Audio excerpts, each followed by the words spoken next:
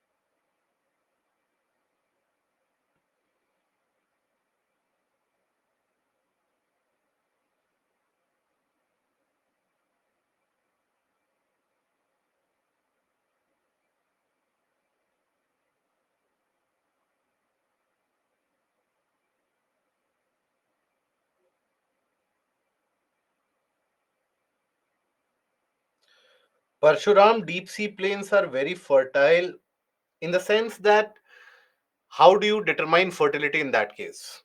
Generally, when we talk about fertility of land or fertility of any region over sea or on the land area, what do we say? Ability to support plant life. If a land is able to support plant growth, that means the land is fertile.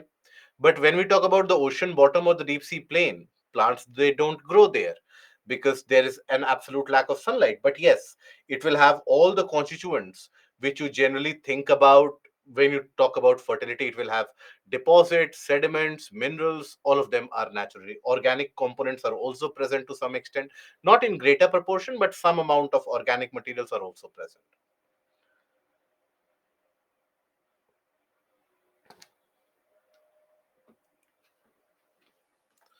Anil, how to draw diagrams for every answer in mains when sometimes we can't remember. See, by the time that you are appearing for the mains examination, Anil, at this point of time, it might happen you are not very sure about the concept in certain cases or content is not very clear. But please understand, you are talking about 1 year from now.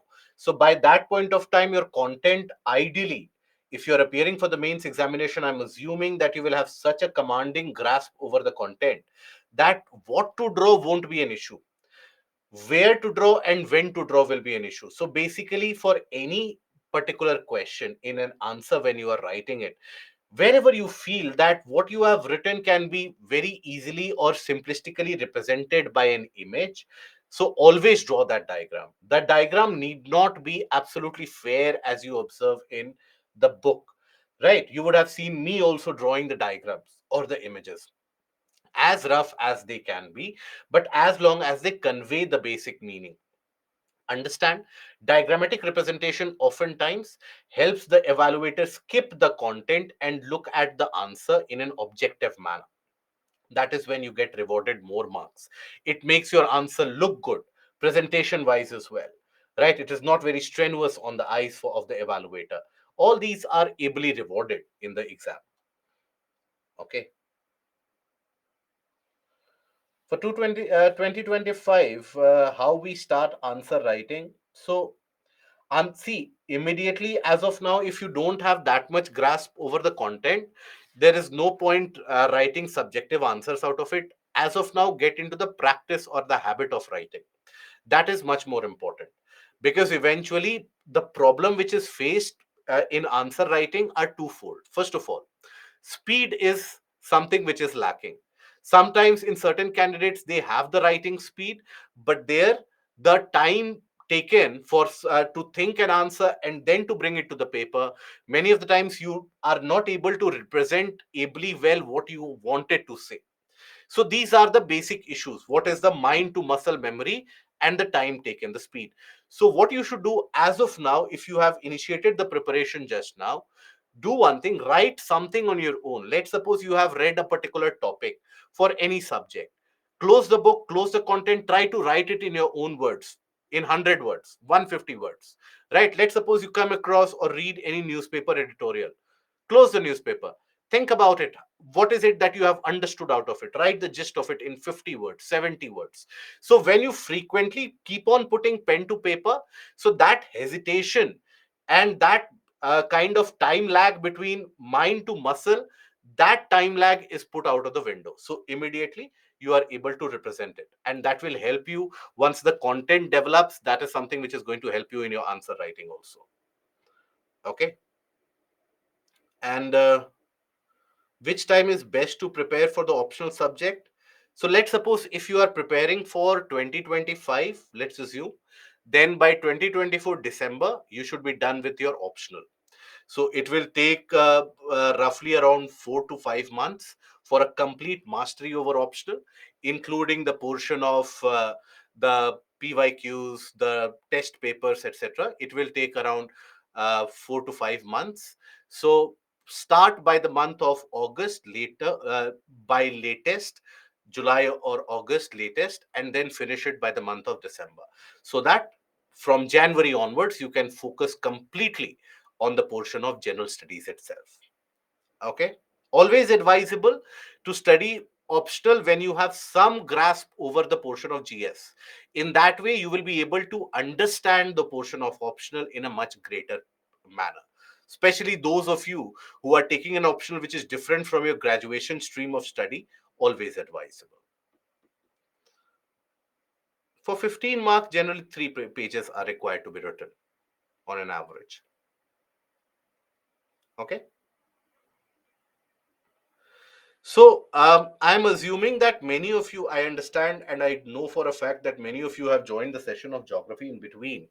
Few of you have been, or significant number of you have been attending the session from the first day itself. So any doubts that you have been facing, any issues that you have been facing, please do let me know.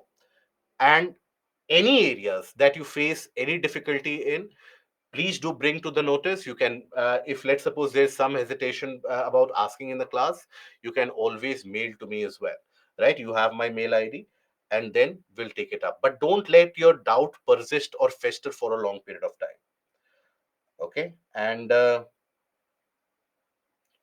like if we have optional that is same as a GS subject, then in that case, because some portion cover, don't worry about there is not so much amount of convergence with GS that your preparation effort will be reduced in optional. Even those areas, for example, in PubAd, you have some portions which are similar to that of polity, but that is a small portion. For example, in geography, you have, or history, substantial portion in paper 1 is covered from the GS portion, but still paper 2 is something you have to cover. Part B of paper 1 is something that you have to cover. Still it will take close to around 4 to 6 months. Assume the time window of 4 to 6 months. Okay. Mail ID is,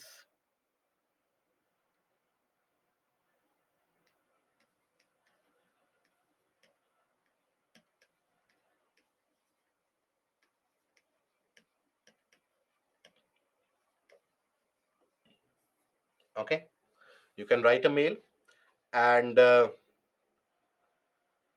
in case, let's suppose there is not a reply received within 48 hours, please send a gentle reminder, because please understand, on a daily basis I do receive close to around 80 to 95 mails from the students. So I do clear out a chunk of them, around 50-55 on a daily basis. I do that, but sometimes a couple of mails they get left behind. So don't worry about it. Don't take it on your ego or prestige that my mail has not been replied to. Send over a reminder. Okay. Ganesh, which time the webinar conduct for optional of geography? So the webinar on Monday for geography optional, so that will cover the area of question paper discussion of this year for geography optional. So it will be, the timing will be conveyed to you. Mostly it should be 8:30, 8:30 or 8 p.m. onwards. And sir, must we spend 5 months of time for the optional subject? It takes around 4 to 4.5 to 5 months, because please understand, it is not only about finishing the syllabus, it is having enough grasp over the subject of optional that your name figures out in the top 10 or 20 of the merit list for that optional, right? So for that you need proficiency. how to cover the back lectures with the portion of this live lecture. So you have your weekdays with you, don't you? So let's suppose the sessions get over tomorrow.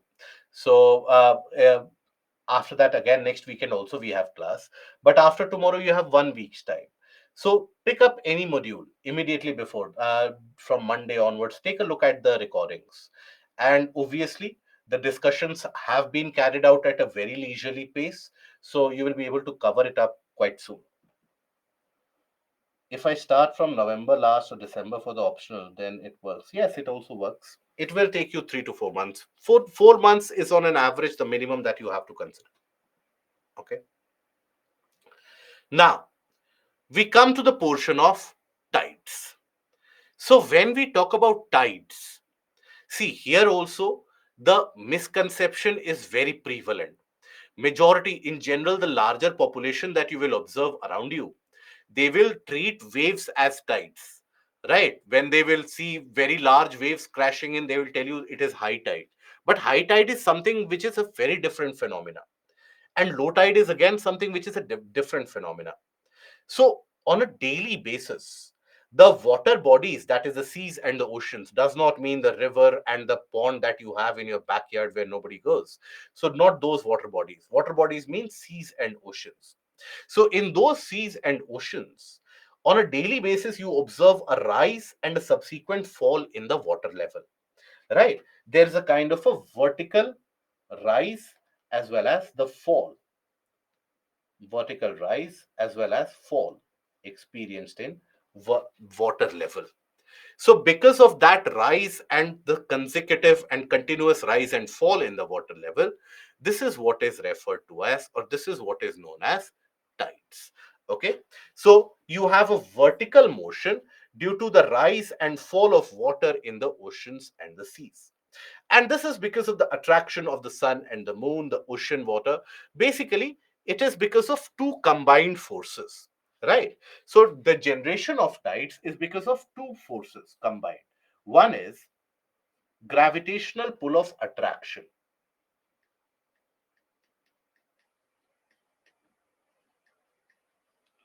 Gravitational pull of attraction by both the sun and the moon,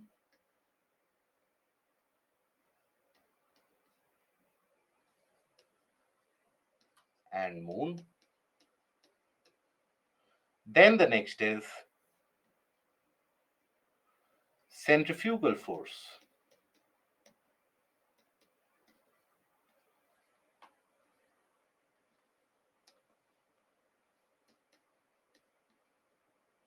acting on earth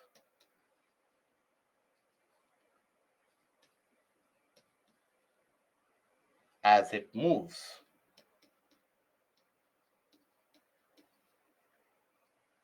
around the sun.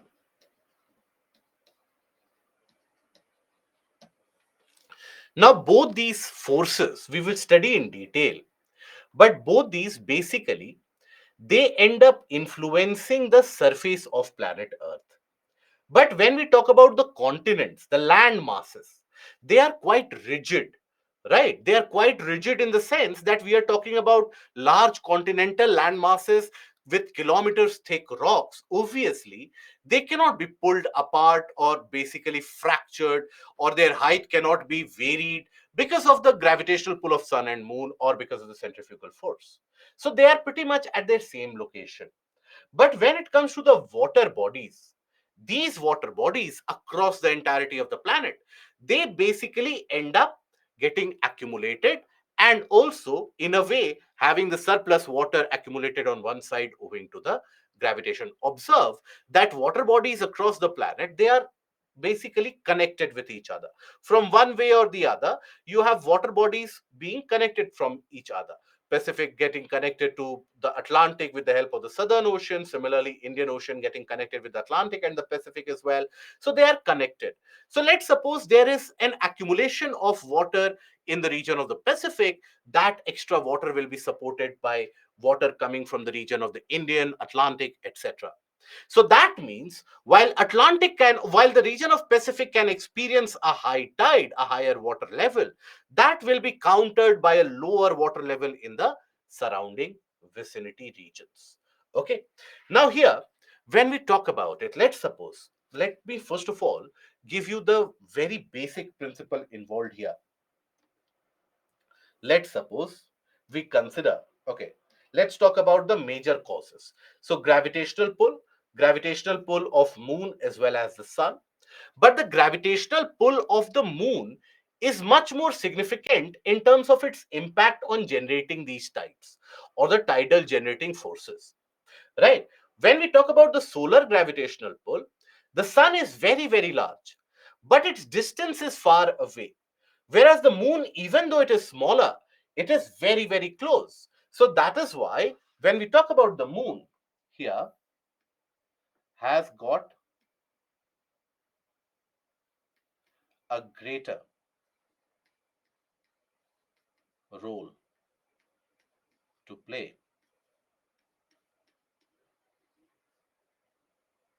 in extending in the tide generating force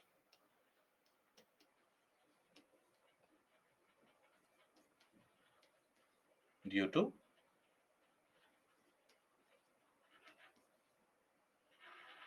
its proximity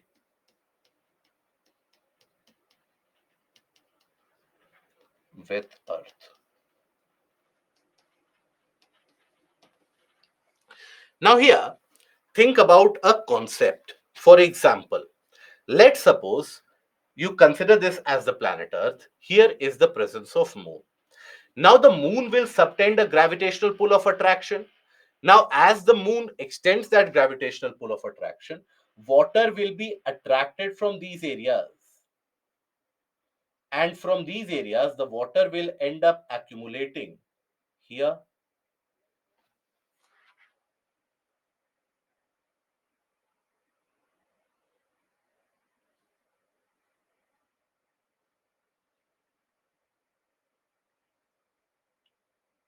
Isn't it? The water will end up getting accumulated here. Right. Now, Earth is a kind of a spherical object. In order to gain equilibrium, the opposite or the conservation of angular momentum, but you don't have to go into the depth of the physics there. Think about it in simplistic terms. In order to gain equilibrium, the water also accumulates exactly on the opposite side as well.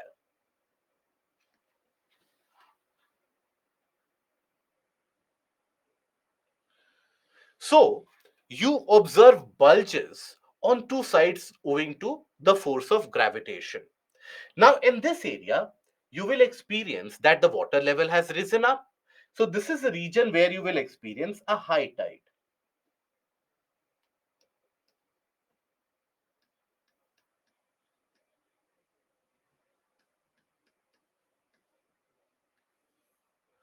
That is a region where you will experience generally the presence of a high tide. Now, water has been compensated or accumulated in the region of high tide by water coming from these portions.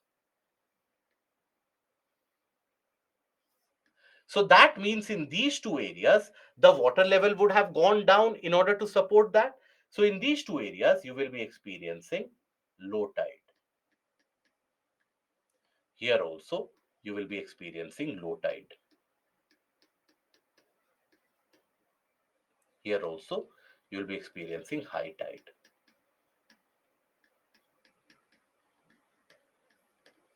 Right. Now, let's suppose after 6 hours, because in total, the planet rotates on its axis in 24 hours, right?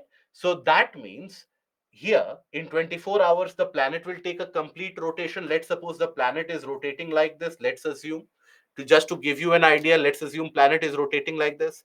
So after 6 hours, you will have the location of moon maybe here. So that means what?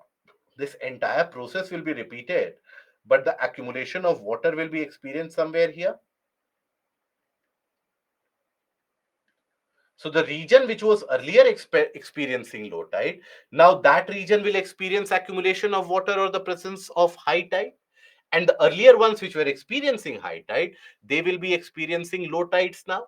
So that is how you will actually observe that you have a variation in terms of high tide and low tide. So during 24 hours, a region will experience in general two conditions of high tide and two conditions of low tide. So in a span of 24 hours,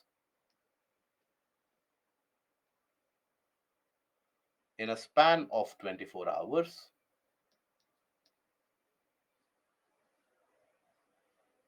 a region experiences high tide and low tide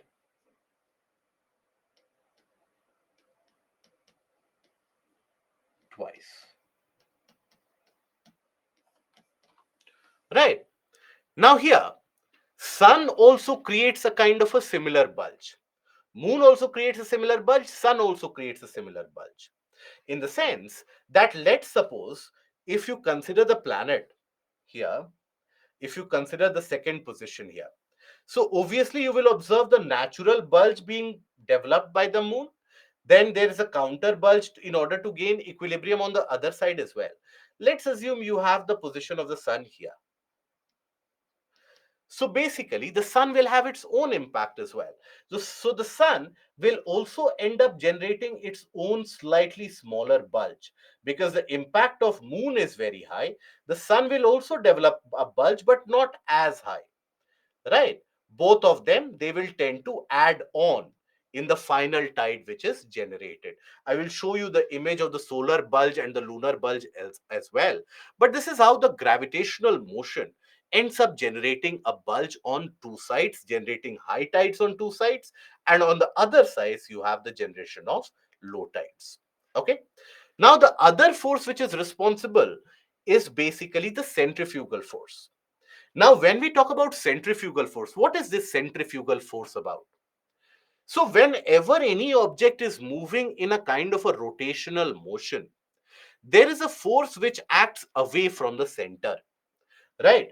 Whenever you have any object which is moving in a kind of a rotational motion, there is always a kind of a force which acts away from the center, also a force which acts towards the center.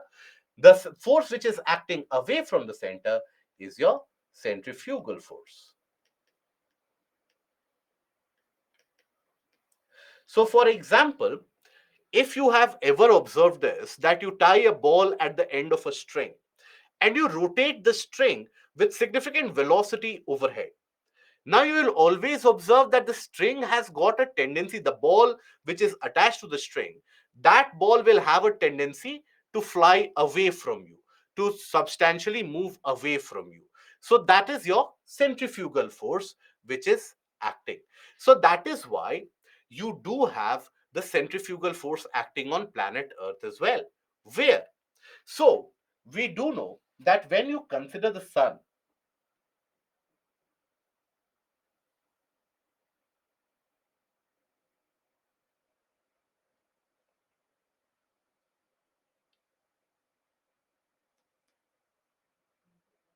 let's suppose we consider the sun, let's suppose we consider the orbit of the sun, of the planet Earth around the sun.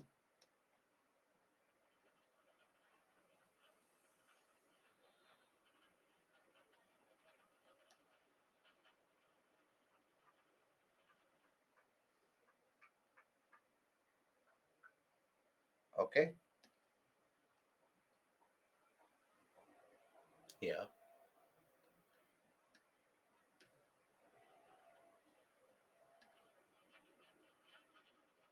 Let's assume this is where your planet Earth will be in this region. Let's assume this is your location of planet Earth. So this is the position of Earth. This is the location of sun.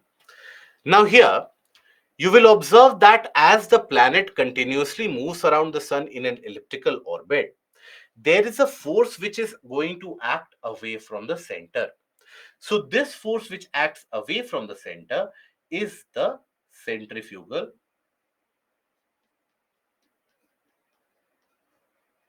force.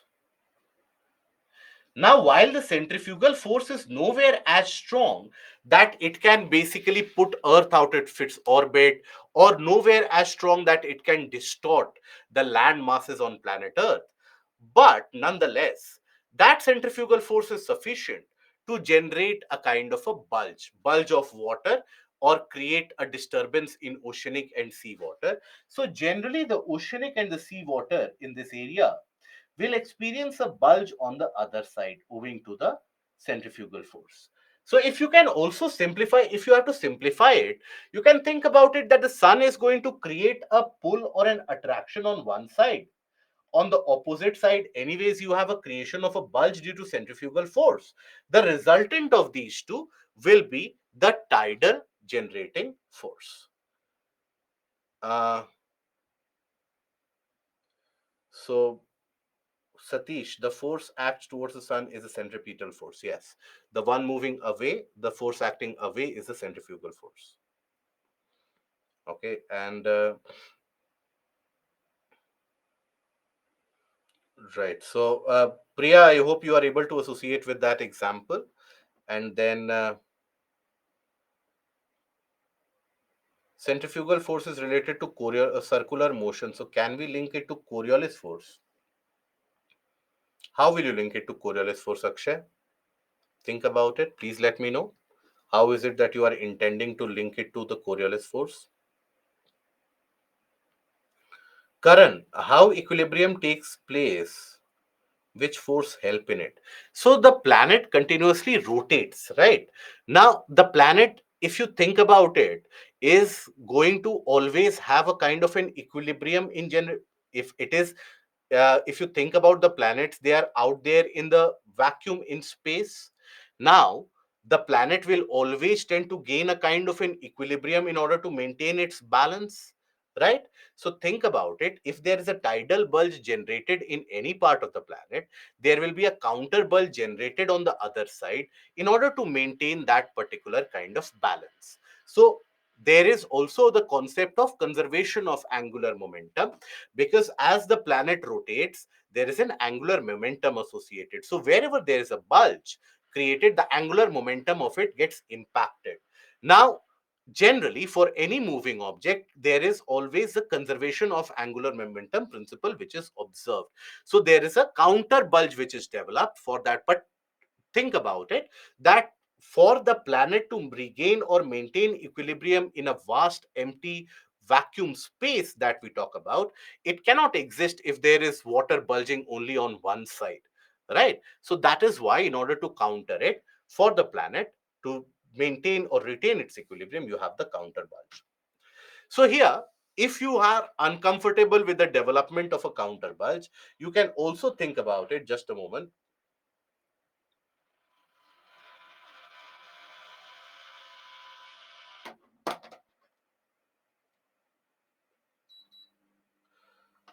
So here, you can also think about it that basically the gravitational pull will generate a bulge in this side. Let's suppose the centrifugal force will generate a bulge on the other side.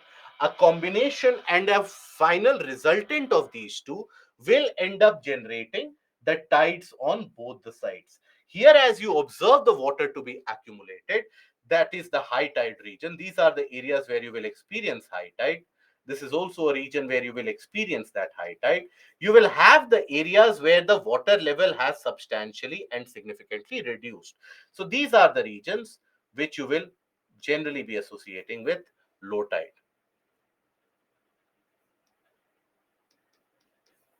Generally, you will associate these areas with low tide. Okay, so that is basically how the tides get generated. And think about it, as the planet is rotating, let's suppose in this direction, here you have, let's suppose, the places A, B, C, and D. Now, after 6 hours, the situation will be what? B will come somewhere here. So B, which was earlier experiencing low tide, that B will now be experiencing high tide. After 6 hours, again, what will happen? Let's suppose B will come here as the planet is rotating. B will come somewhere here. So again, B will experience low tide. After 6 hours, B will come here, again experiencing high tide. And then again, after 6 hours, it will reach its original position, 24-hour rotation. So that means after every 6 hours, a region will experience from high to low, low to high, and so on. Or there will be around a 12-hour time gap between the high tides. From one high tide to the next high tide, there will generally be a 12-hour time lag, and there will generally be a 12-hour time lag between low tides as well.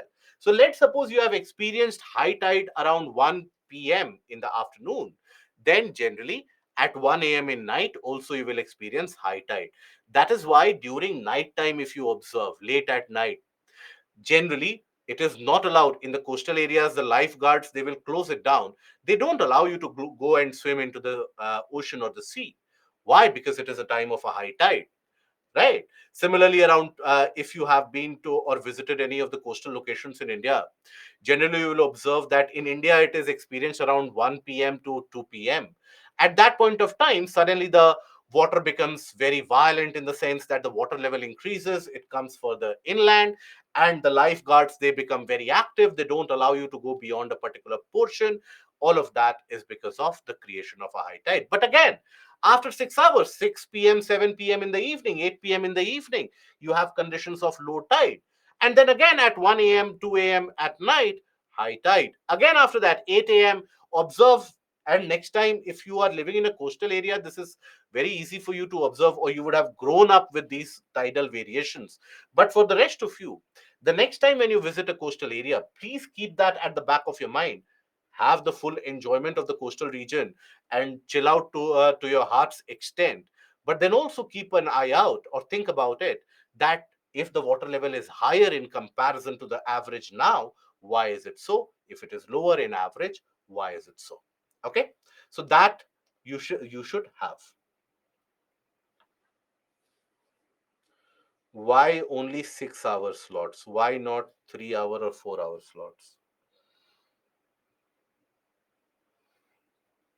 Okay, let us simplify this.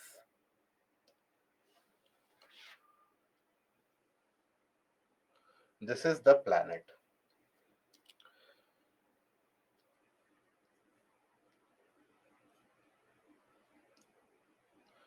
Akshay, you can paste your doubts in the normal chat section also, which you generally do. So do paste it in the normal section. In river also this phenomena happens? No. So here, what is the time taken for the complete rotation? Complete rotation of planet Earth will take how much time?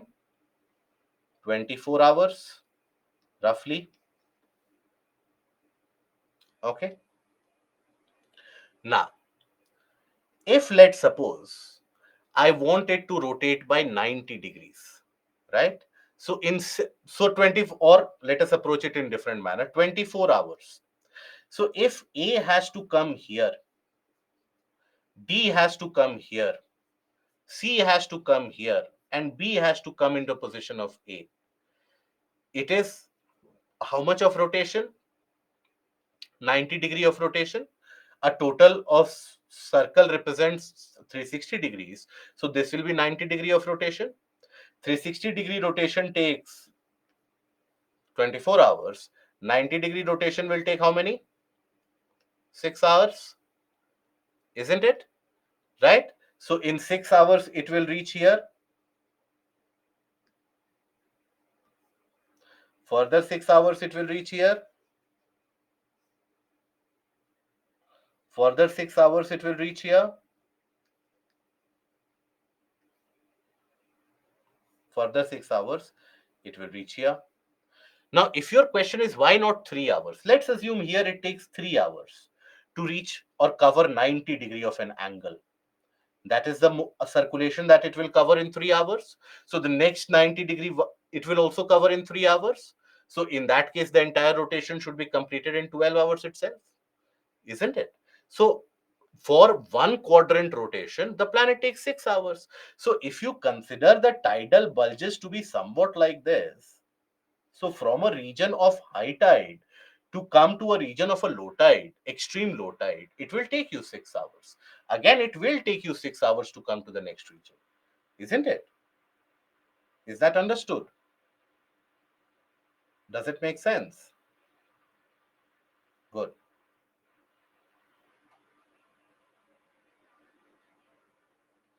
Pavitra, my dear friend, see, this is what happens when you miss out some portion. Before the break, we had covered this in detail. Pavitra, did you miss out the section on the waves and the coverage of the portion of the waves and tides? That is why I tell you that in this subject, please don't approach the subject as you approach the other subjects. But nonetheless, fair enough. And in case, let's suppose you have missed out a particular portion, be mature enough and self reliant enough that I will take a look at the recordings, because obviously this would have been a voluntary decision on your side. So take a firm stand on that. But nonetheless, because you are asking about the differentiation between waves and tides, waves, when you have, see, when this is the landmass, here you have the water. So in water, you will observe the presence or formation of structure somewhat like this. This is your waves. But then sometimes what happens, the water level in itself increases or decreases. Water level in the ocean will go down. Water level in the ocean will also go up. This vertical variation in water level is the tide. Is that understood? If you want me to write in a tabulated manner the difference between waves and tides, then you are preparing for the wrong exam. So I won't be writing in a tabulated fashion. I hope this is understood. Any doubt in this? Okay. This is not going to take 3 hours. This is going to take 6 hours only. This is only for explanation that I had written here 3 hours. It will take 6 hours. Okay. Now let us move ahead to the classification of these tides. Now, based upon the position of the Earth, Sun, and the Moon, you have the classification of tides into various different parts. So you do have the presence of what is referred to, or the formation of a spring tide and also a neap tide. Now here, I want you to take a look carefully into this image. Observe here in this image. Later on, we'll study about the various different types of spring and neap tide. But observe the presence of a bulge which is referred to as a solar tide here. So this bulge is created due to the gravitational impact of the sun.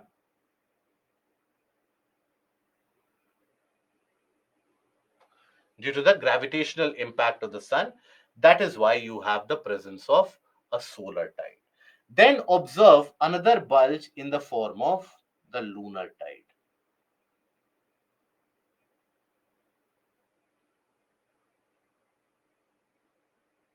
Right. So that is a bulge created because of the gravitational force impact of the moon.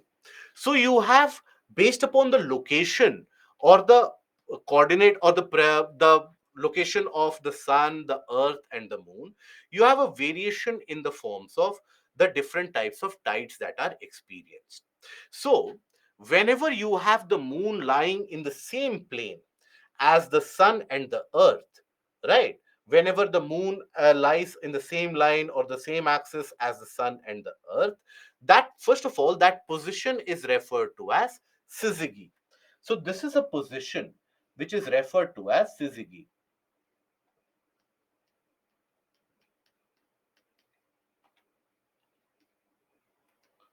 Syzygy. When the sun, the moon, and the earth, they are in the same axis. Now in this case, the lunar tide and the solar tide, They will get accumulated whether you have the moon present in this location, that is the new moon period, or the full moon period. In either of these cases, you will observe that the lunar tide and the solar tide, they get added on to each other, their impact gets added on to each other. So what will happen to the height of the high tides? Will they be average? Will they be lower than average? Or will they be higher than average? What do you think? The height of high tides in this case, will they be average, lower than average, or higher than average?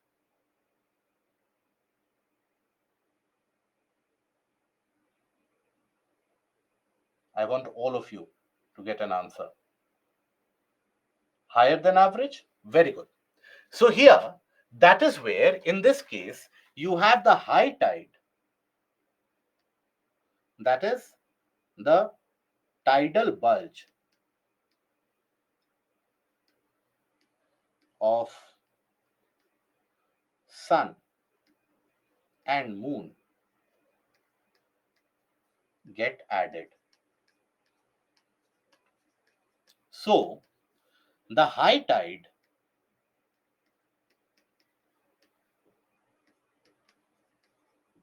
goes higher than average.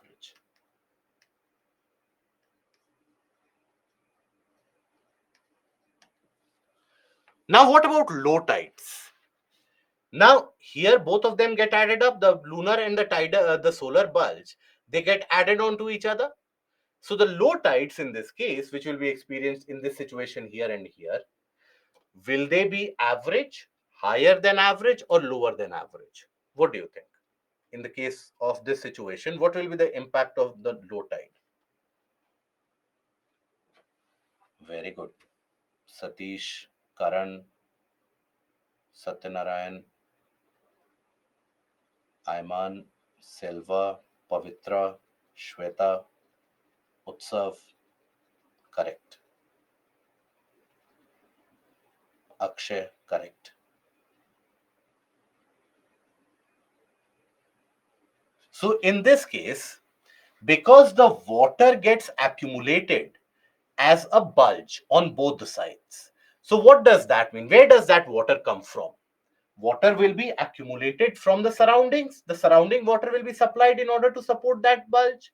So the areas from where the water is getting supplied from, that means in these areas, the low tide will be lower than average, isn't it? So here, low tide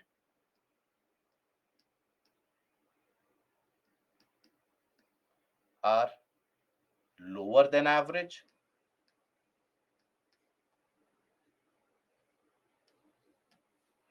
This is a condition which is referred to as spring tides. These tides are referred to as spring tides. In the spring tides, the high tide is having the highest limit. So that is where the sea water or the ocean water significantly rises much more during the condition of either new moon or full moon. You would observe that at that point of time, the water level increases quite substantially. Okay. And the regions of low tide, they experience very drastic reduction in water level. Here also, the positions are different. For example, when the moon and the sun are on the same side of planet earth, so that is the position which is referred to as conjunction. When the moon and the sun, they are on opposite sides of planet earth, that is what is referred to as opposition. So both of them basically demarcating the different classifications of syzygy. When all of them are in the same linear axis or in the same plane, that is the position of syzygy. Okay. And then we have the presence of what is referred to as a neap tide. So, by the way, what is the time taken by the moon to complete one revolution around the earth? What is the planet created by moon? What is the time taken by the moon to complete one revolution around earth?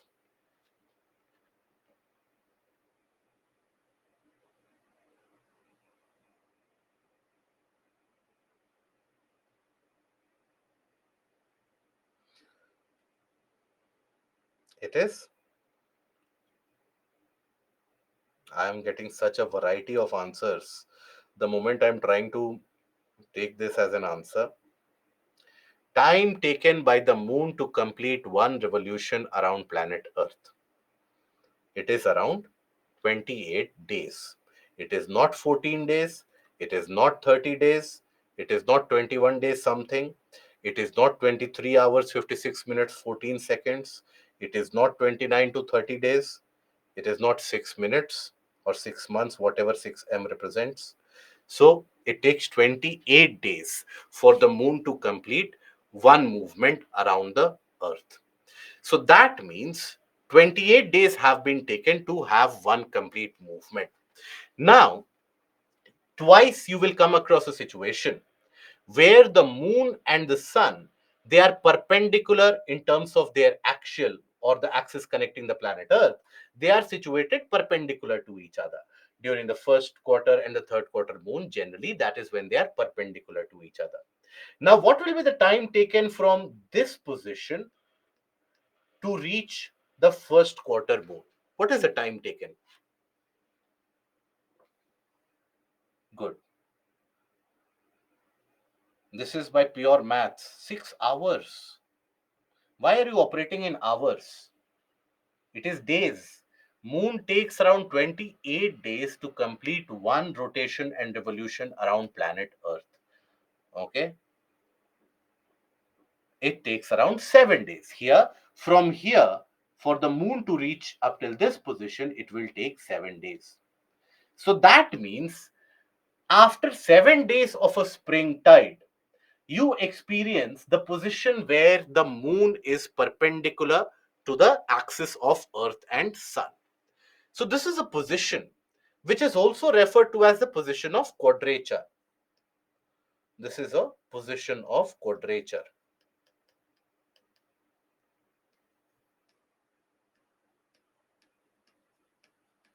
Quadrature. When they are perpendicular to each other. Now, here, I want you to observe the solar bulge and the lunar tide, both of them. The solar tide and the lunar tide that you experienced earlier, observe here. This is your lunar bulge because the moon is situated in that position. So that is your lunar bulge. And here is where you have the solar bulge or the solar tide.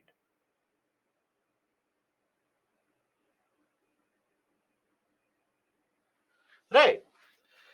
Now, what will be the impact of it?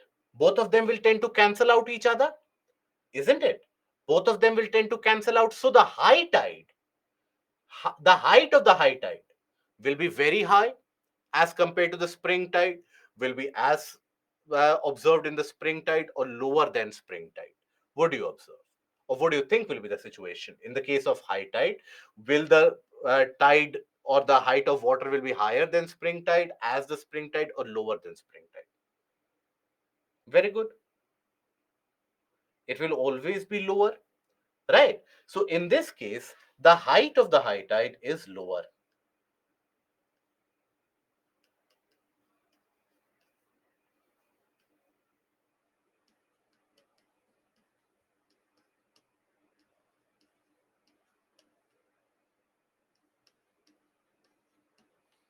Good.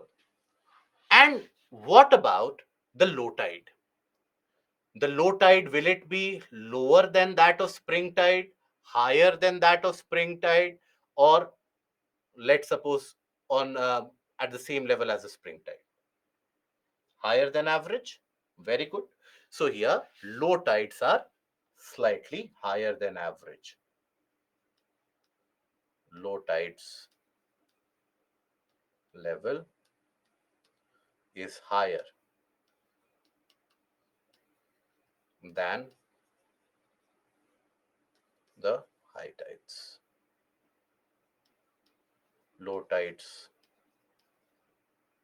generated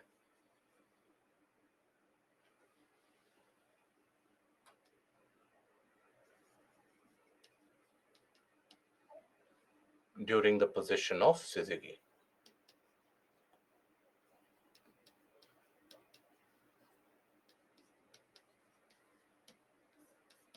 Okay. So, based upon the location of the Earth, Sun, and the Moon, there is a substantial variation in terms of the height of the tides which are experienced. The tides can be much higher, it can be on an average, it can be on a lower level as well. So, that is what you experience here. Is that clear?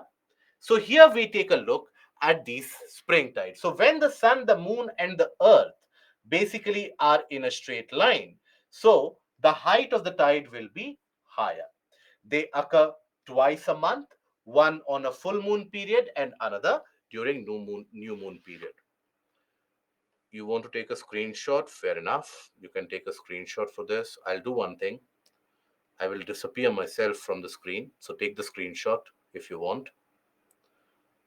I hope you are done by now. Okay. So that is the condition of a spring tide.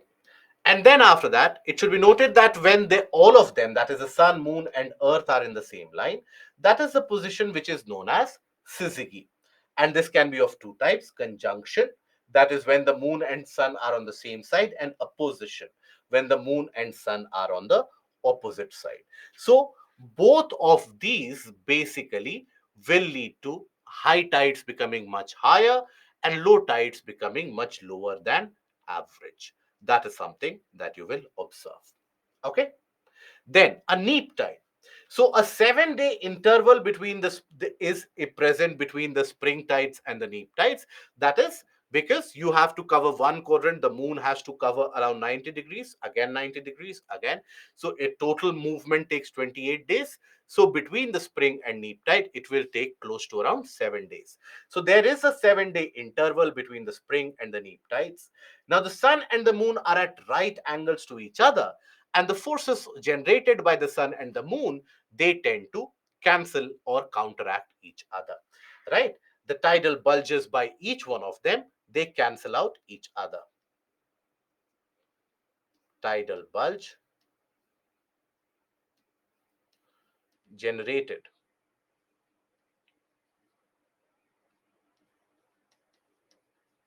by each of them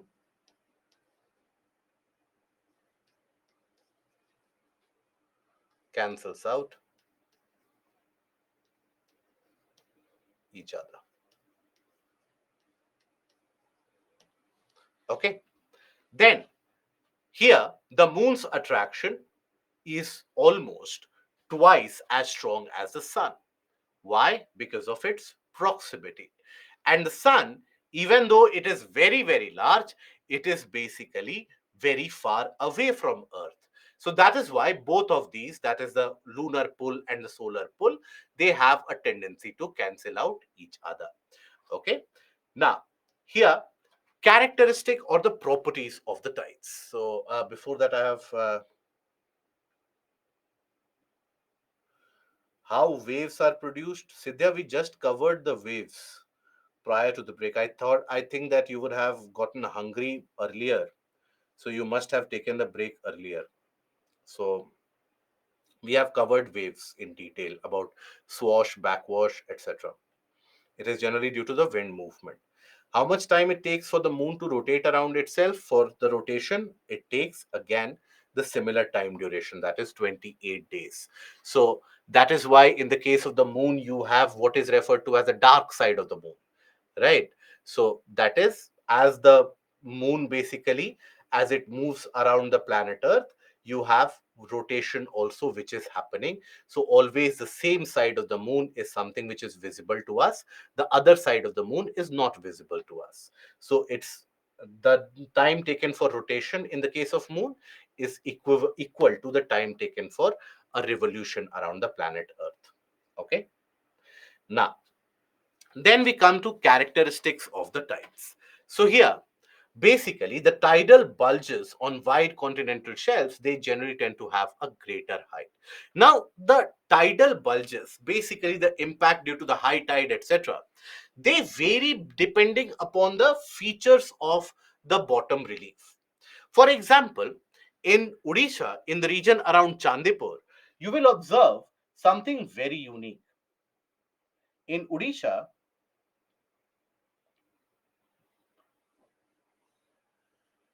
you have the continental shelf, which is very, very extensive in that localized area. So let's suppose here is where you have the water level. Let's suppose.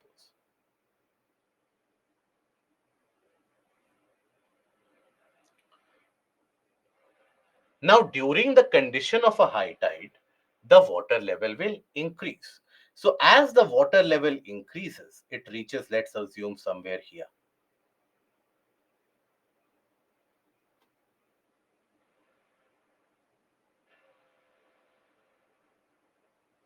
It reaches somewhere here,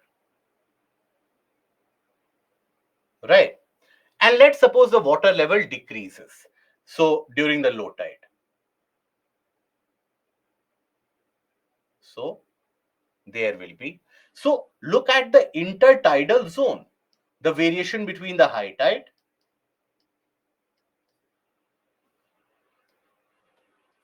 the region experiencing high tide, and the region experiencing low tide. Right. So that is why in Chandipur, you will observe that during the conditions of the low tide, water recedes few kilometers into the sea, 4 to 5 kilometers into the sea. And again, during the high tide, it comes all in. So that variation is observed. And anyways, in regions where the continental shelf, that is, let's suppose, very flatter, for a long area, you have the continental shelf. So what does that mean? That basically means that observe and think for a brief moment, try to imagine it. It is all a game of imagination. Think about it for a brief moment. If you have the planet Earth, now let's suppose if you consider the planet Earth, on this hand side, you have a kind of a bulge which is created due to gravitational pull of attraction and so on. But in order to support the bulge, you have water which comes in from all different directions in order to support that bulge, isn't it? If I represent it with the help of an image, let me represent it with the help of an image here. Let's suppose I consider this as planet. Now here, if let's suppose the bulge has to be generated in this portion, but in order to support that bulge, water will come in from here also. Water will come in from here also. Water will rush in from here also. From all sides, water will rush in to support that bulge. Right? Now, let's suppose in the region where we are talking about, the region of the bulge, let's suppose in this particular area, you have a landmass which has got a very gentle and a wide continental shelf. This is the normal level of water in this area. Now, as water is getting supported and supplied from all sides to support the bulge, that sudden movement or inflow or rush of water from all sides, what it will mean is that the level will go substantially higher, supported by the very shallow continental shelf. And a wider continental shelf means water will be raised upwards. In case, suppose the land area would have been somewhat like this. Right. So in that case, if water from all the surrounding areas they were to come by, they would have hardly increased the height to some extent or decreased the height to some extent, but not more than that, because the continental shelf is very wide. So as the water rushes in from all directions in that area, all that climbs on the continental shelf, and continental shelf being very shallow, not having a greater depth, means you experience a very significant tidal bulge. Example, locate the region of Bay of Fundy.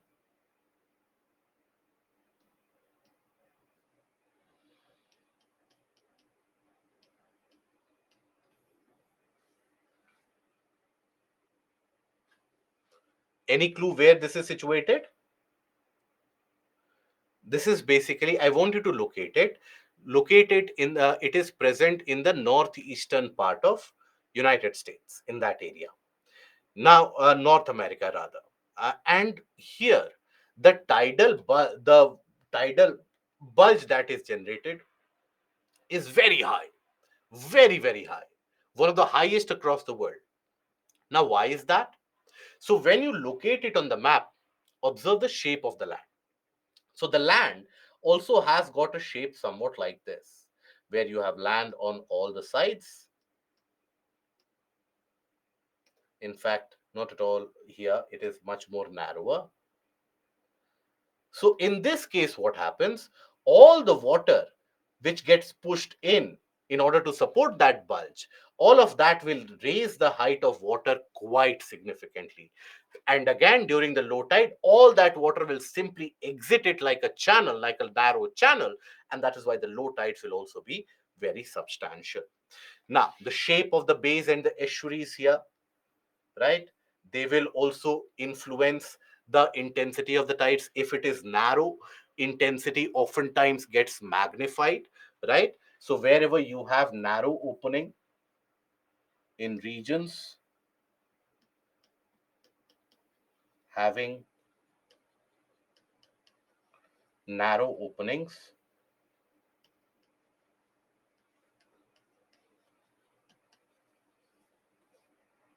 to the bays and estuaries, tidal bulges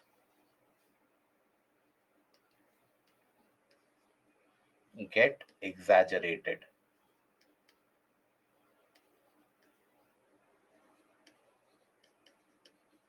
The tidal bulges, they get exaggerated. Okay.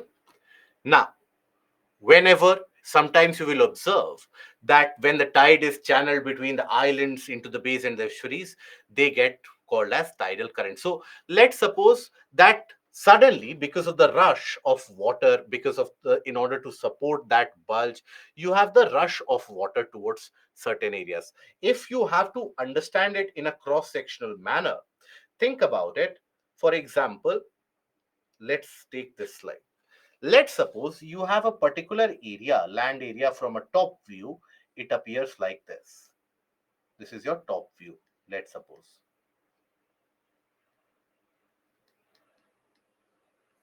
This is your sea. This is also sea. This is your land. This is also land. Now, cross sectional view.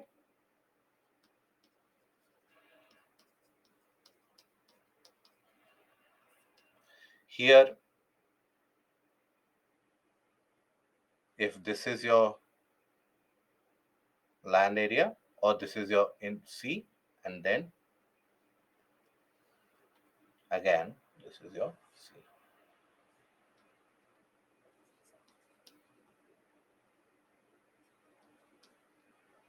Now, if this is the level of water normally on an average, now during high tide, when the water level increases, whenever you have an increase in the water level during high tide, let's suppose water level increases. Here water level will increase, water level increase, but here the water is present at the same level as earlier. So if the water level increases in this region, what will happen? All that water will rush in with a substantial force. The water will rush in, will fill that area, isn't it? So that rush, like a current, right? Current here represents a certain amount of speed associated. So that rush, like a current, that is generated because of a tide, right? Chiefly it is generated because of a tide. That is why it is also what is referred to as tidal current. Now let's suppose during this high tide, all that water has come in and that water has gotten accumulated over here during the conditions of the high tide. Now, when the low tide conditions come over, in the conditions or the situations of low tide, you will have water in the enclosed regions. The water in this area is higher, so it will tend to flow back with a certain amount of force as well, right? So this again, the exit will also happen with a force as the water returns to the normal position. So this is the force with which the water tends to move. That is what is referred to as tidal current. Okay, so when the tide is channeled between the islands or into bays and estuaries, they are known as tidal currents. Tides are used very significantly by the fishermen folk and the fishing community. because they would generally, if you would observe, they venture out into the sea when? During the conditions of a high tide associated, because that is when the water comes particularly closer to the inland. It is easier for the ships and the boats to float away, to move away. So that is why majority of them, you will observe that they will operate during the conditions of high tide. Okay. uh, is it possible that the narrow way created because of the tide force impact, is it possible that the narrow way created because of the tide force impact? I'm unable to understand the question, my dear friend. If you want to ask the question, break it down.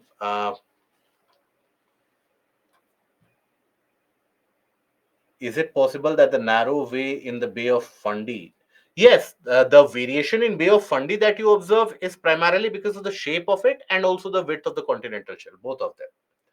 Is there any impact of these on these tides on the day of?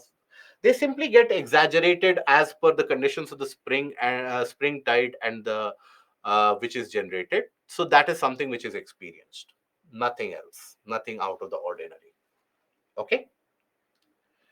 Now we move on to the portion which is relevant for both your prelims as well as mains examination, and that is your ocean currents.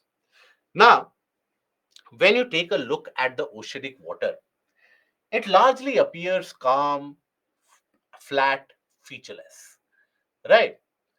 But here, it is actually these oceans, they had been used by the sailors and the merchants for almost 1,000 years and more now. They navigate and move from one place to another. Even while discussing about the Indian monsoon, we discussed about how these sailors and these merchants, they basically navigated their way, and with the help of that, they could decipher the wind direction. So these sailors and merchants, during the 1400s and the 1500s, basically, they found out that in the ocean, there is a direction of movement. There is a movement of oceanic water in predefined channels, where continuously, in the similar direction, the oceanic water tends to move with a substantial amount of speed. And by substantial amount of speed, we mean where roughly many millions of gallons of water, they move from one region to another within a day, in certain cases within a few hours as well. So that river like movement of water within the oceans in a set direction, in a particular path, for a continuous portion or continuously throughout the year, that is what is regarded as ocean currents, right? So here when you talk about ocean currents, they are like river flow in oceans, where you have regular volume of water which ends up moving in a definite path and direction. That means in any particular ocean, let's suppose the water is moving like this, it will continue to move like this. It is not that on Monday it has moved like this, on Tuesday it experienced traffic, so it moved like this, on Wednesday it decided that I will come from other way and I will surprise my, no. Whatever movement or whatever the set area of direction, that will be the same observed through and through, right? So that definite movement and definite direction with a regular flow of water, that is your ocean current. Now, ocean currents, they are generated how or why? So a host of forces are responsible for the generation or the existence of these ocean currents, a variety of forces. So you have primary forces, secondary forces, etc. Let us take a look at the wide variety of forces which not only make the oceanic waters move, but also provide the shape and the direction in which the oceanic waters will end up moving.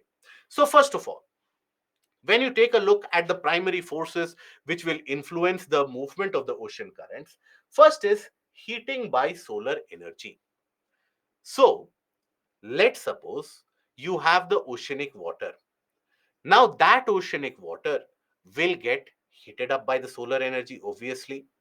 In the lower latitudes, the amount of heat received is very high, as we have seen earlier during El Nino, La Nina circulations, as we have seen now also during the thermohaline circulations, that in the lower latitude closer to the region around equator, there's a high amount of heating, high amount of solar insolation.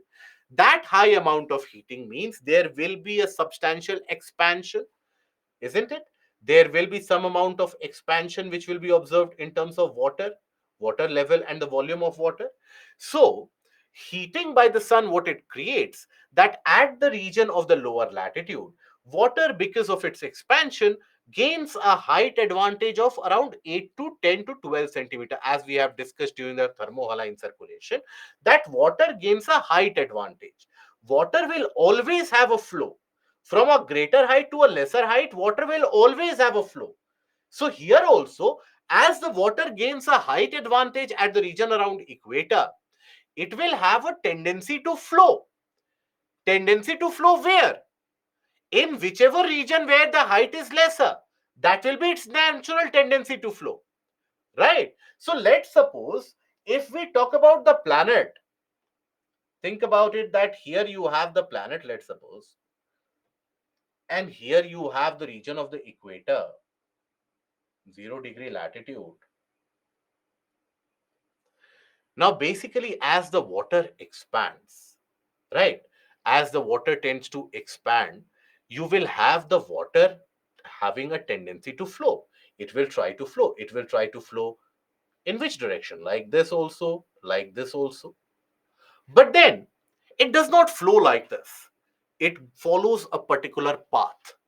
And that path is given to the water with the help of the winds. The surface planetary winds that we have, they provide that path for the bulged up water around equator, which has bulged up, which has gained a height advantage, which is eager to flow.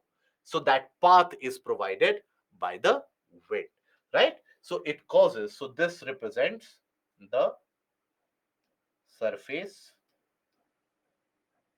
planetary winds,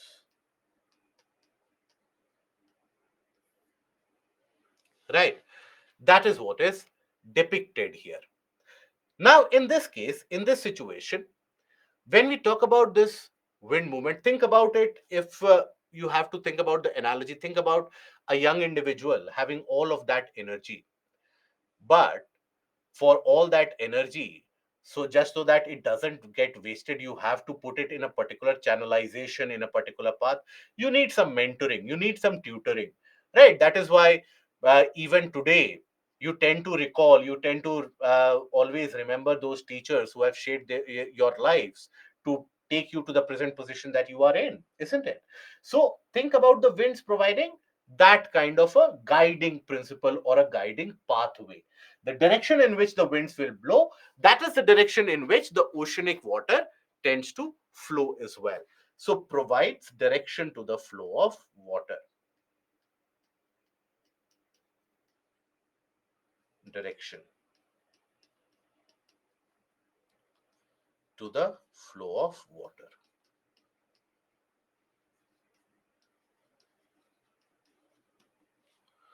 Okay. If you want to visualize this, does it mean like 100 kilometer of water moving in direction and nearby water moving in other direction? No, no, no, no. Ocean currents are somewhat like this. Observe here. In this, you will have water moving in a definite direction. Does not mean here, it is not like a traffic signal where you have one moving here, other one moving like this, a third one moving like this. No, that is not how the ocean currents are. Ocean currents, if you have to take a look at it, these are your ocean currents across various oceans, right? So in one ocean, you will have a certain type of currents. We will visualize that when the time comes. Now, when it comes to being able to visualize this, so let me take you to the image where we discuss about the movement. Observe here. Observe the central portion of Atlantic. Now, it is in this central portion where the bulging of water will happen, where the water gets bulged up quite substantially. accumulated quite substantially. Now observe here that the water in a way has got a channelization, has got a movement like this. Why? So think about it. In this region, which is the permanent wind system that we will have in place in the region of Central Atlantic? Let me see. Which is the wind system? Good. Very good. It will be the trades. The trades will be in existence, right? Now, permanent winds. What other kind of wind system will be in existence other than the permanent winds? Obviously, permanent winds will be in place. I have very innovative answers which are given. Obviously, I'm not going to ask you about Chinook and Lu here. Obviously, in permanent winds, which kind of permanent wind? So the answer is trade winds. So here, when you take a look at this, what is the direction of the trade winds? The direction of the trade winds is somewhat like this.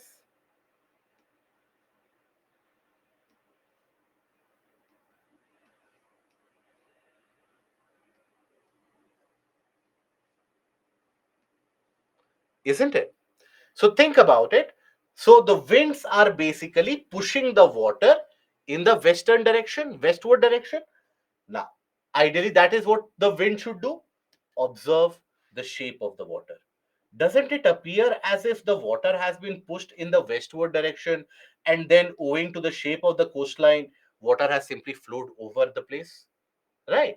So winds are very pertinent, very important factors in shaping the direction of movement of the water. In which direction will the water move? That is shaped by these particular winds or the wind systems. Okay. Now, then you have Coriolis force also, which is responsible for providing the direction and the shape. Why? Any object moving in freely in the northern hemisphere tends to bend to the right.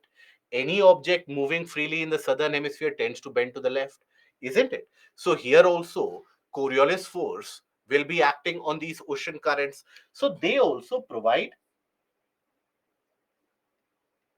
shape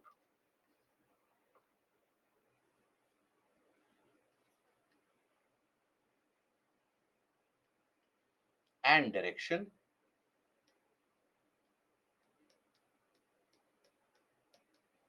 to oceanic currents.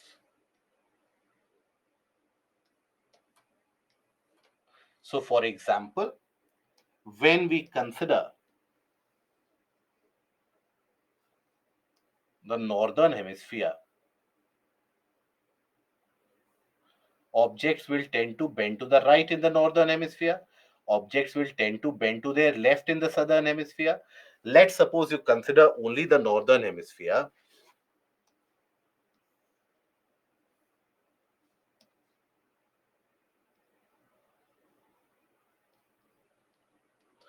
Now, here, water's movement has been initiated like this.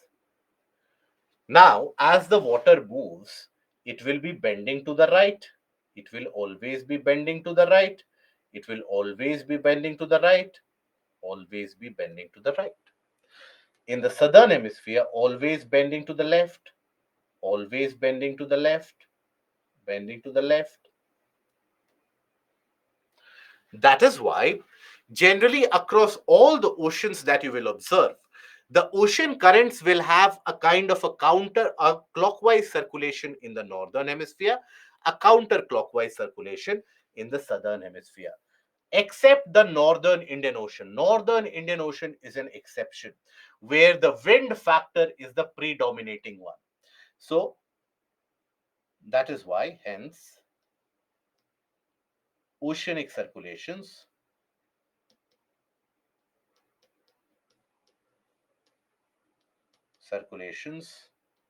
in northern hemisphere appear clockwise. Oceanic circulations in southern hemisphere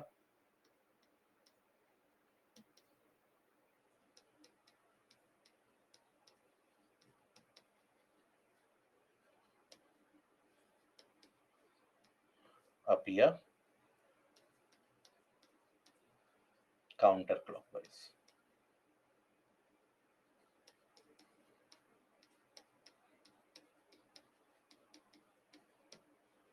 Except northern Indian Ocean.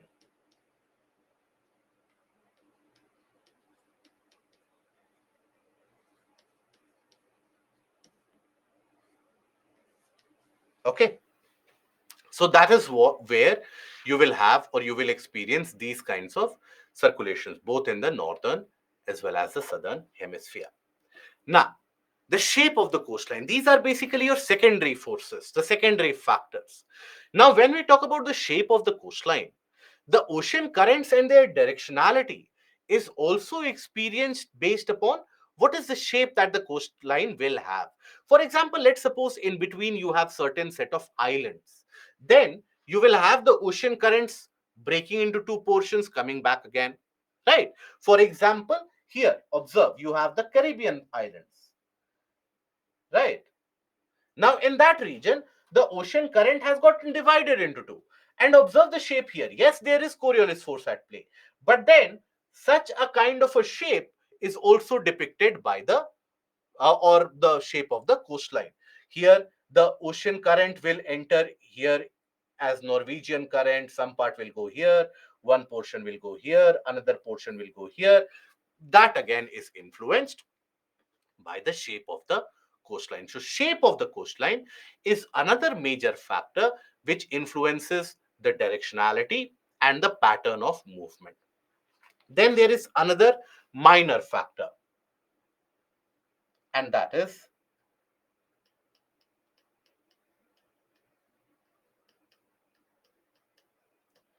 impact of ocean or ocean bottom relief.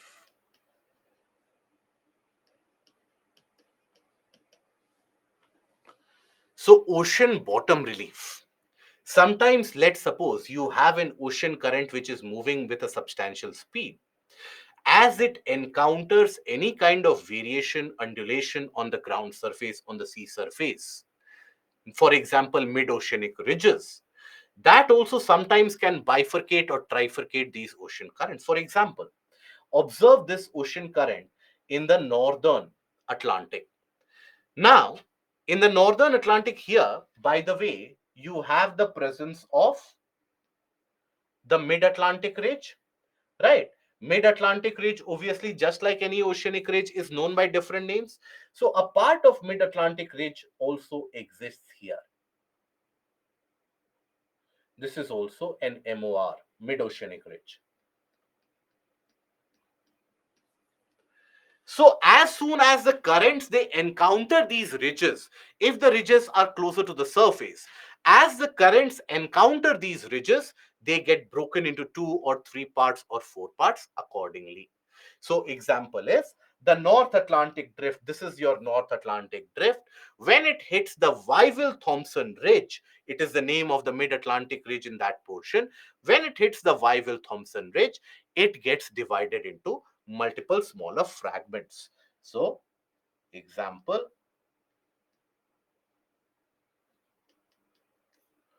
when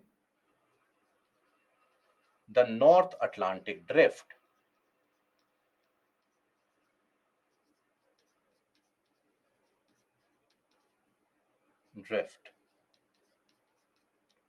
hits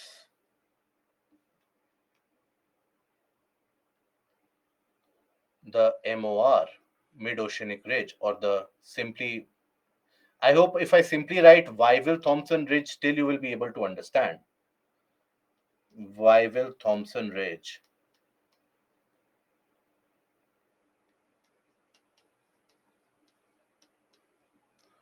It breaks into multiple subcurrents. Okay. So, this is also one of the factors which can influence the ocean currents. Shweta, why this exception happened? I hope you're talking about Northern Indian Ocean, Shweta. So that happens because of the shape of the Northern Indian Ocean. Northern Indian Ocean is the only portion which is, when you consider it with, compare it with the Pacific Ocean, Atlantic Ocean, and Sia, this is for you as well. When you compare the Northern Indian Ocean as compared to Atlantic and Pacific, I want you to observe this. Observe the Atlantic. Open from north, open from south. Observe the Pacific. Almost open from north, open from south. Observe the Indian Ocean. Closed in the north. Absolutely closed in the north. Isn't it? So the impact that the winds will have in that small northern Indian Ocean will be very high. And because in the northern Indian Ocean we experience seasonal reversal of winds, that is why in northern Indian Ocean we experience also the seasonal reversal of ocean currents also. Right? So that is why northern Indian Ocean is a kind of an aberration. It is an exception where you have seasonal reversal of ocean currents. Southern Indian Ocean, very similar to Southern Atlantic, Southern Pacific.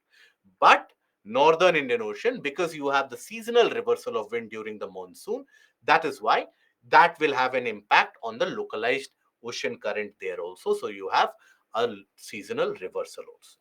Okay? Yes, Akshay, that is correct. I hope that is understood, Shweta and Sia. Can the ocean flow inside like as the temperature is different in top and bottom in ocean, also the density varies? That is where you have the thermohaline circulation, Chinmay. That is very pertinent a point. So that is why you have thermohaline circulation. I will show you, or if I can show you, wait for some time. After we cover the portion of ocean currents, I will tell you about the global conveyor belt cycle, where the oceanic water which is present in Pacific eventually will come over to the Indian Ocean, will eventually go over to the Atlantic Ocean as well. All the oceanic waters, they have a churn within them, right? That is what is created due to the thermohaline circulation, what you are referring to. MOR refers to mid-oceanic ridge. MOR here is reference to mid-oceanic ridge.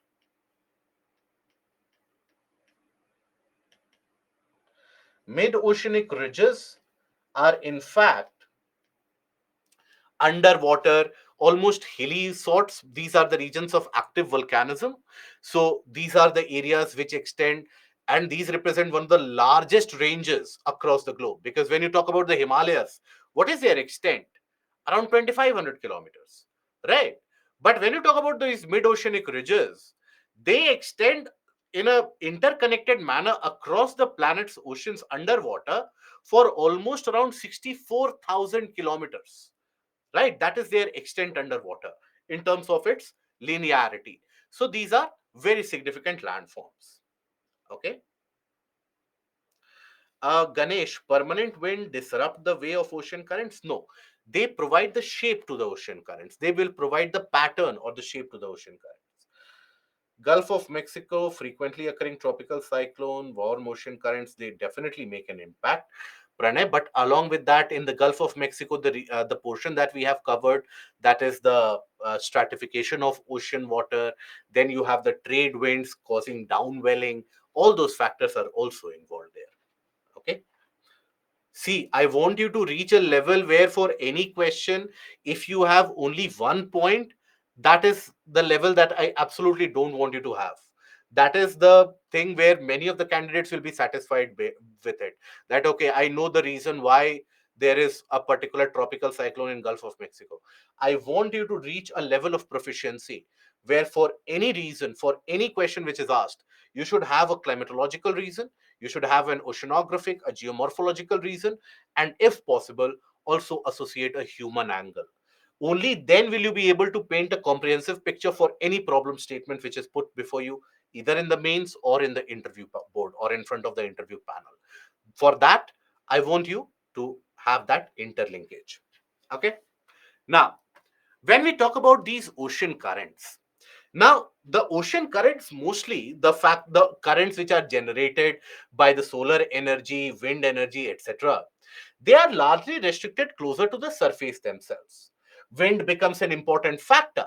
Now, when wind becomes an important factor, that in itself means what? If wind is an important factor, means wind is dragging it along, isn't it? Means wind is dragging the water along with it. Let me draw a somewhat level. So let's suppose this is the wind movement. So wind is dragging the water along with it. Now, the drag experienced at this place will be very high. Drag experienced at a slightly lower level will be comparatively less. Drag experienced at a slightly more lower level will be even lesser. Goes on getting lesser, lesser, and lesser, isn't it? So that is why, as you go deeper, the impact of the surface current will be reducing. So the currents are strongest near the surface because of the impact of the wind and solar insolation due to impact of wind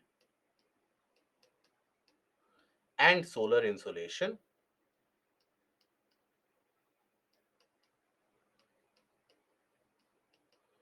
That is why it is strongest closer to the surface and may attain the speed of close to around 5 knots.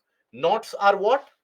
Knots basically are used to measure. This is a measure of speed that you still observe for navigation, even for air travel.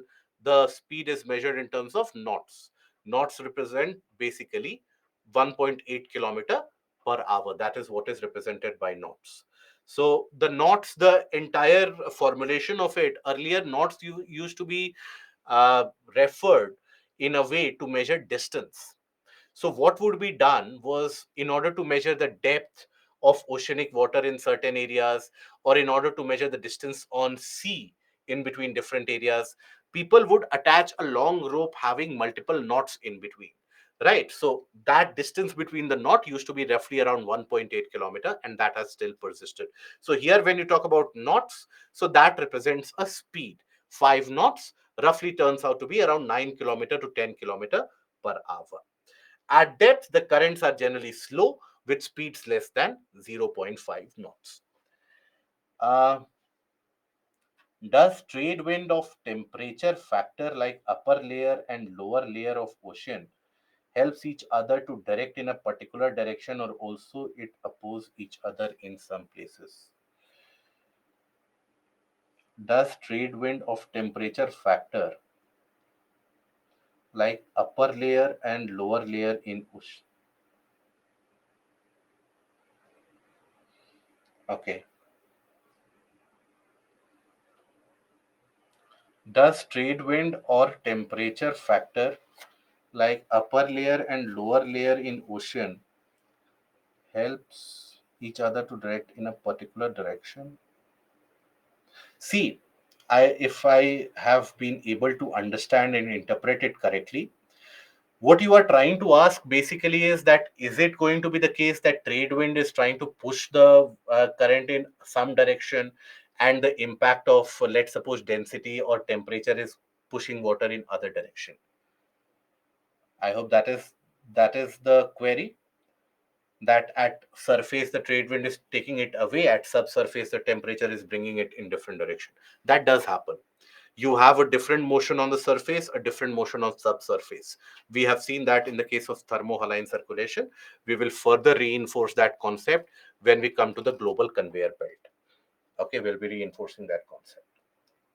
Now, movement of wind also plays a role in ocean currents movement. Did you just wake up or what? Movement of winds also plays a role in ocean currents movement. Wind, the surface planetary winds, causes the surface water to move, provides direction to the flow of water. Is that understood now?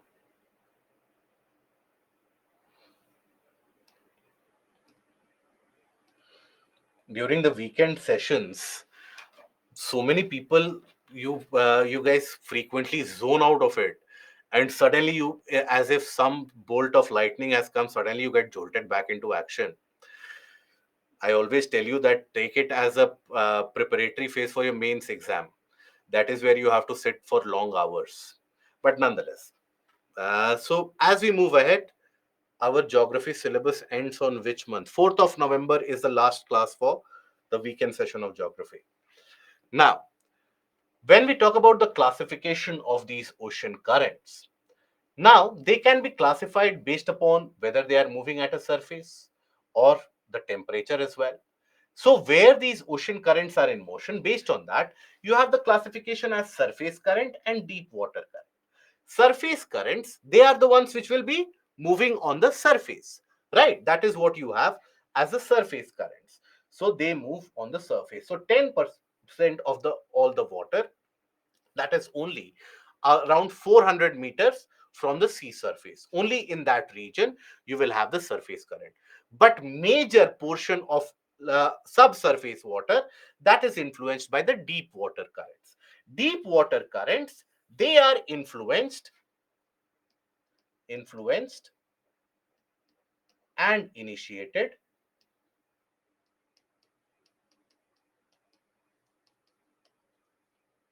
by the thermohaline circulation.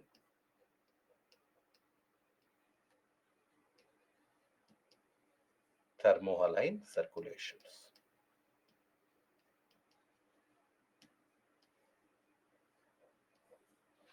Okay, they are basically initiated by your thermohaline circulation, whereas the surface currents are the ones that we are familiarizing ourselves with as of now. Then there's a classification of ocean current based on temperature as well. You have the classification based on temperature as cold current as well as warm current. Now, this classification based on temperature is dependent completely on the fact whether the ocean current is warmer as compared to the water at the same latitude, whether it is colder as compared to water at the same latitude. So, this classification is completely relative. Means if water of the current,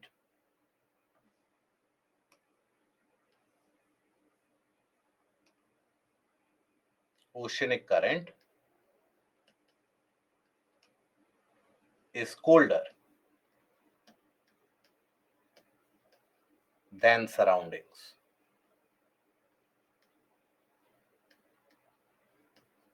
it is cold current. Just like advection, a very similar process as advection. You had cold advection, warm advection, very similar process here also. And then vice versa. So if oceanic current is warmer than surrounding, that is what? A warm current.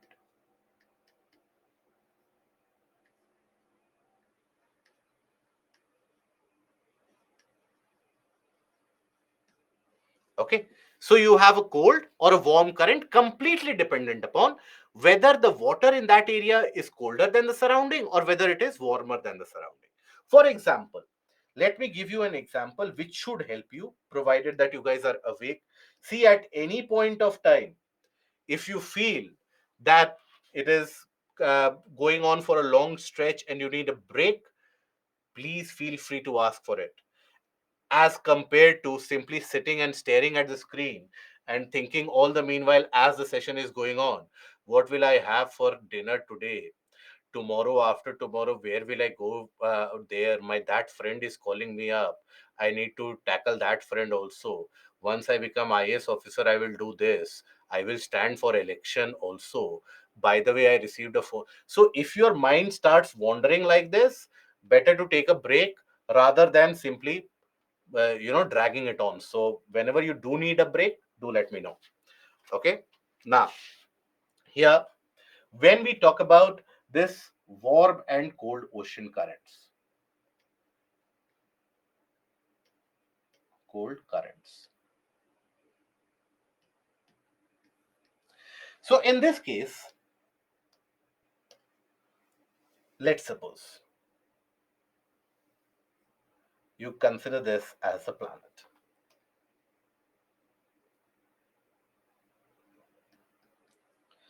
Now we do know that in the case of oceanic water, the temperature reduces from equator polewards, isn't it? We do know that the temperature reduces, uh, and the temperature is highest closer to the equator or near the tropics, and it decreases as you move polewards. Near the region of equator, generally the temperature, or near the tropics, the temperature of oceanic water is roughly around 24-25 degrees Celsius. Let's assume 24 degrees Celsius. Here, let's assume it is maybe 7 degrees Celsius or 6 degrees Celsius. Now, if I have an ocean current here coming. Now, let's assume that this temperature is 15 degrees Celsius. Okay. Now, owing to the obstruction of the landmass, shape of the coastline, wind pattern, etc., one portion of this ocean current goes northwards, carrying the 15 degrees Celsius temperature water along with it. Other portion of the ocean current goes southwards, carrying that 15 degrees Celsius temperature along with it. So, if I talk about the ocean current A and if I talk about the ocean current B, A will be referred to as a warm current or a cold current. What do you think? Beautiful. Shiva, Utsav, Selva, Ganesh, Shahid, Pranay, Anuranjan, Shakti, Akshay, Priya, Karan, Nikhil, Ayman, Pooja, Kola, Satish, correct. Sridevi, correct. Meera, correct. So A will have a temperature of 15 degrees Celsius. The surrounding water temperature is how much? Surrounding water temperature is 6 degrees Celsius. So in comparison, A will be much warmer,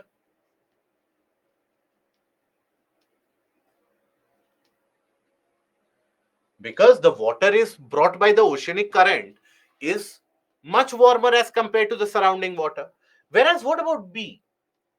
B will basically be bringing 15 degrees Celsius water into the region where the ambient temperature is 24 degrees Celsius. So B, very good, will be regarded as cold current,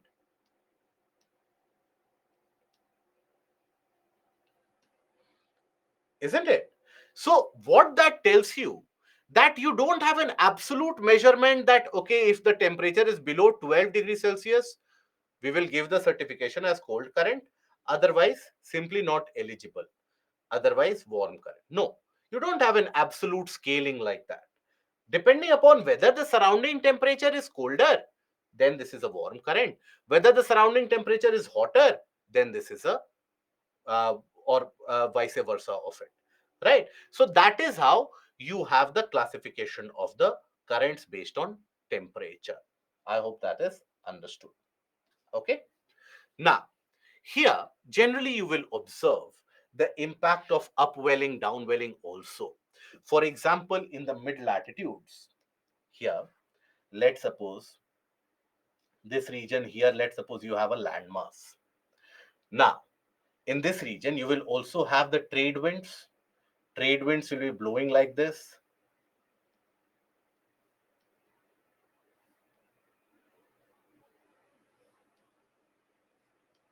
Trade winds can be blowing like this, isn't it? This is your continent. So, in this portion, that is the western coastline of the continent, will you experience upwelling or downwelling? If this is west, this is east. In the western coastline, will you be experiencing upwelling or downwelling?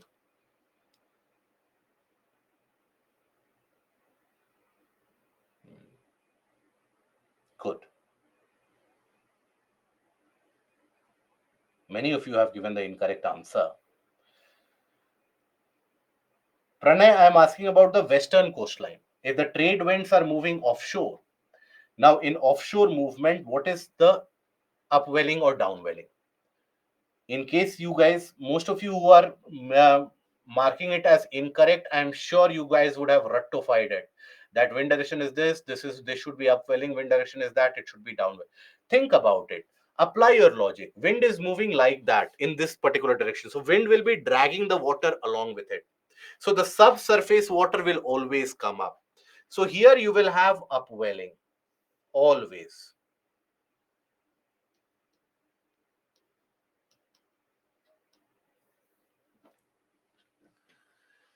Now, if you have upwelling, what will happen to the sea surface temperature? It will reduce. So this brings about reduction in sea surface temperature.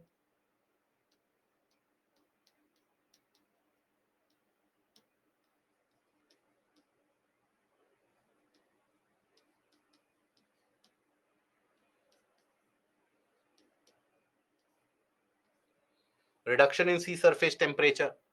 So that reduction in sea surface temperature means water will be colder in that area.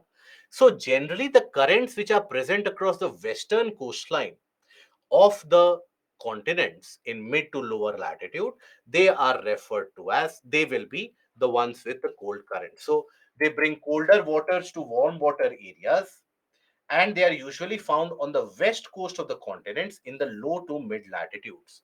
True in both the hemispheres, because the winds being offshore, they create an upwelling phenomena bringing colder waters.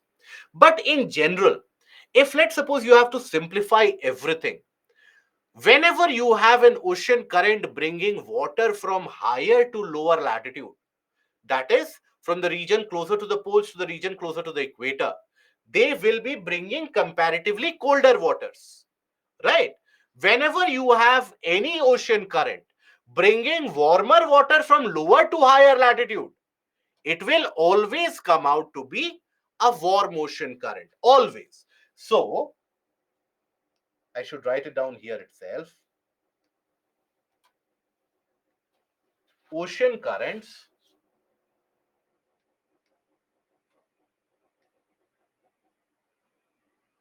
bringing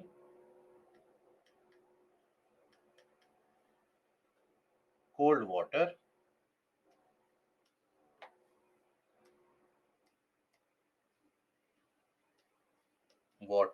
from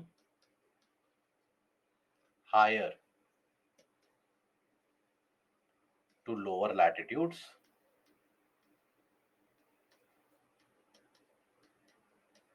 means what? Higher to lower latitude means what?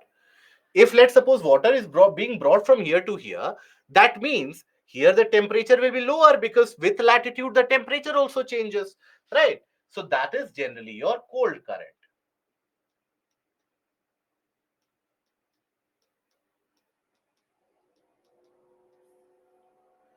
And ocean currents bringing water from lower to higher latitude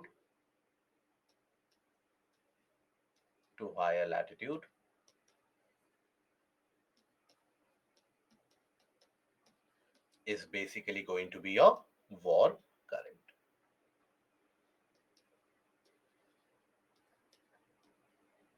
For example, in the image here, you have the continental landmass. Observe the eastern coastline here. Now you have onshore winds, they will pile up the warm water here. So here on the eastern coast, you will have downwelling.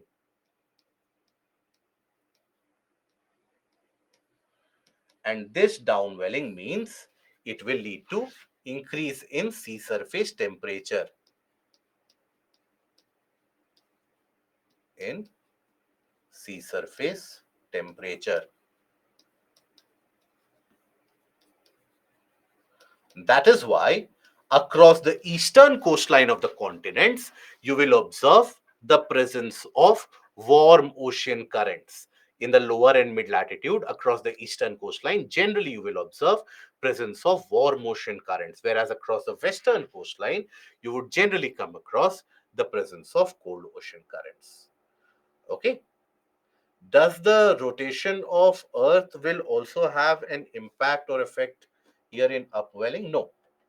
It is generally the upwelling is created purely as a result of the wind movement. Sometimes what happens that upwelling can be created even in the not only always across the coastal areas, sometimes even in the central portion of the ocean. Let's suppose you have a very rapid movement of air, in a sense what that air is sinking and then is diverging separately. So in that area also, as the surface water gets carried away, you can have upwelling. Okay, but it is in coastal areas where it is significantly exaggerated. I hope that is understood. So that is your classification of the currents based on temperature. Warm currents, basically warmer waters into the cold water areas, that is from lower to higher latitude regions, and are usually observed on the east coast of continents in the low and mid latitudes due to downwelling and accumulation of warmer water. Now, one by one, what we will do, we will take a look at the ocean currents in each of these oceans, that is Atlantic, Pacific, and Indian Ocean. We'll take a look at the aberration which is present in the Indian Ocean. Why is it present? That also we will basically try to understand from here. Okay. Are we comfortable up till here? Good to go? Yes, Utsav. That is correct. Okay. So we take a break. After the break, we come back and we talk about these ocean currents. I'll also tell you the type of questions which have been asked, which can be framed from this area. So we'll take a break and then we will continue. So we'll take a break till 6:10.